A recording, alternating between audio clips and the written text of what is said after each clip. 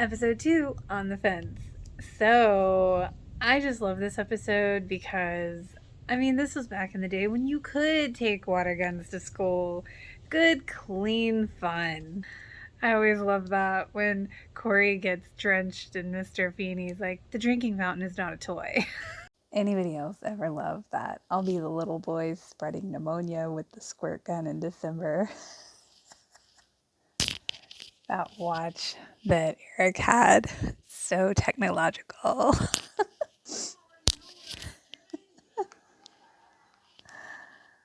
Oh my god. I do always like that joke when he's like, remember before the house, before the kids, before we knew each other. That is a really good point. Kids, enjoy your youth while you have it, because it really doesn't last long. I always love the math joke. It's supposed to be 80, but his bad math, 56. See? Learn math. And I love when Mr. Feeney's like, you are worth every inch of that C plus I gave you in math. Oh my gosh, it's so funny. He's like, I didn't know the paint was going to go through the shutters. Corey, when you open the shutters in your room, does the light go through? Oh, I'm an idiot. And then he says, I'm a kiddiot. Morgan, I don't know how to tie a bow, so why'd you tell me you did? Because I'm self-confident. I always love that from Sean. Fine, have your lawyer call my mom. I always love that moment with Alan where he's like telling Corey, your first responsibility is to stay 11 years old as long as you can. So true. It doesn't last very long. Superman's my dad. So sweet. It is such a sweet moment that Corey got the two littler squirt guns and letting his dad come visit childhood. I love that. What am I, made of money? Eric's all, don't hit my hair. I don't have a gun. Trade that stupid watch. Amy put Morgan on the counter where the cookies were. Seriously, one of my favorite parts of this episode. They just shot the neighbor. Mommy, what's our address? After calling 911. I love that. Little Morgan was so cute. So I have a ton of notes from the podcast because this was including, of course, Russ's separate podcast episode in addition to the episode 2 for episode 2 podcast episode. So I have to say, I think the backyard or the side yard debate to end all debates. I don't know. Which is it? Back or side? I don't know. I really don't know. And it's so cool. I really enjoyed Russ's episode. He just has such good energy. I love his voice. And it's just like the cast was such a lightning in a bottle type thing. It was such a magical situation, And they just all have such good chemistry together. And listening to them talk was just like listening to old friends chat. It was really cool. And it's just so funny that he went from an American gangster type, or the gangster type movies, to America's Favorite Dad. It was just wild. Yes, I always wondered, how did BMW not sponsor Boy Meets World? That is funny. For us, the BMW M3 was a awesome car back in the day. I kind of love that was Will's first car. It is hilarious that when he wrecked his car, though, he actually got out and said it was his fault. Don't ever do that. Don't ever do that. And it's just funny that Russ was like, oh, it was an honor to be there for your first wreck.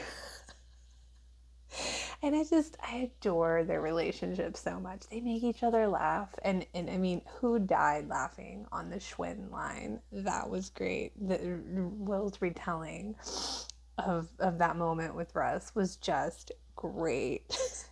And I didn't know that Russ was a dialogue coach on Girl Meets World. How cool.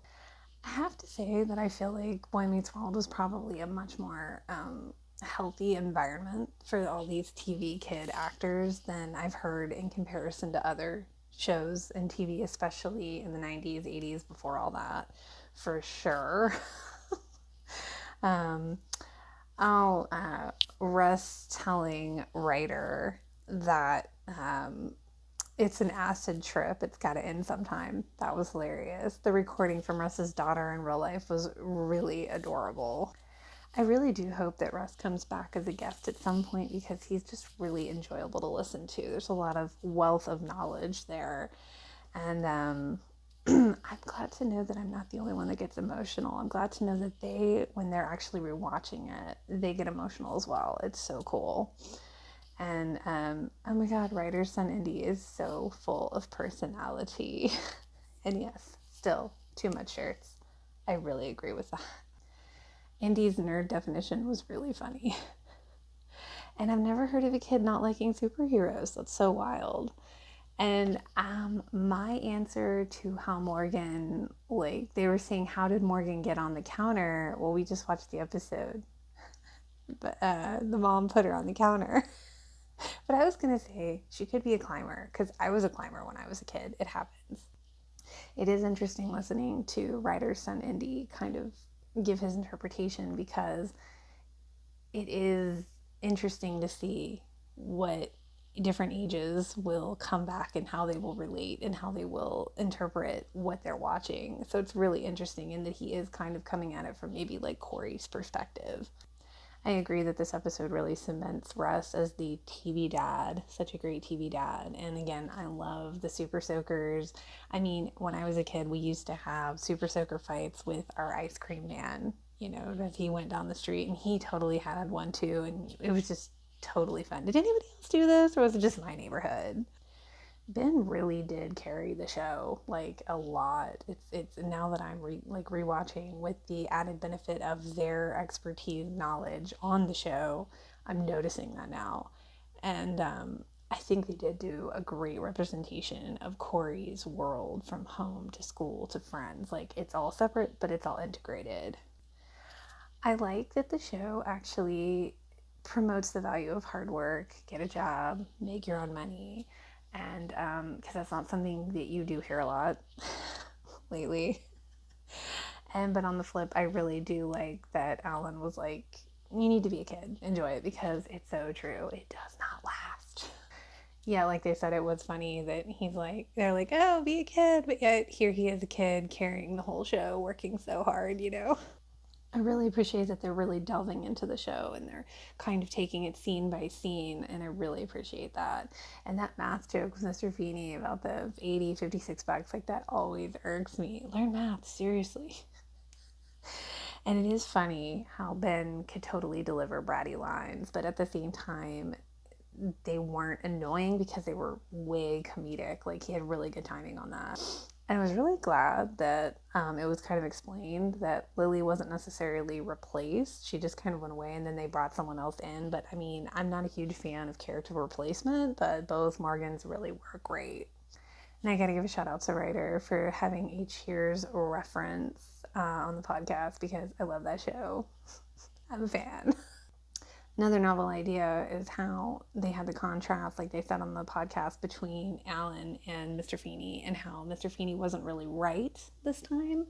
And I think this is probably like the only time that Mr. Feeney is not right. But what was great is that we had two disagreeing adults, and they were just politely disagreeing, and it was fine, and nobody hated anybody for it. You know, just, okay, hey, we get it. Hey, I'm gonna do it my way. Cool, thanks, bye.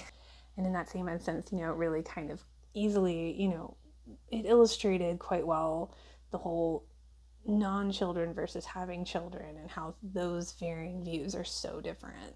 And isn't it funny how kids always feel like the unfun things take an eternity? That is so true.